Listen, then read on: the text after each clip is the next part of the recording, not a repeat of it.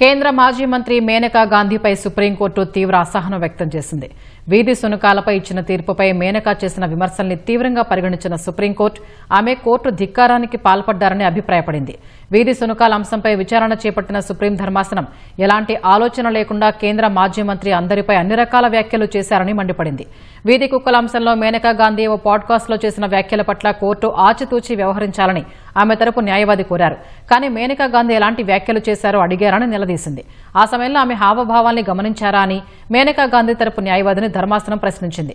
ఆమె మాటలు కోర్టు ధిక్కారమే అయినప్పటికీ న్యాయస్థానం ఔన్నత్యం దృష్ట్యా ఎటువంటి చర్యలు తీసుకోవడం లేదని పేర్కొంది. వీధి సునకాల సమస్యను కట్టడి చేసేందుకు కేంద్ర మంత్రిగా ఉన్నప్పుడు ఆమె ఎంత బడ్జెట్ కేటాయించారని జస్టిస్ సందీప్ మెహతా ప్రశ్నించారు. సునకాలకు ఆహారం పెట్టేవారిని జవాబుదారీ చేయాలని తేలిగ్గా న్యాయస్థానం వ్యాఖ్యానించలేదని, సమస్య తీవ్రతను దృష్టిలో పెట్టుకుని అలా చెప్పామని తెలిపారు.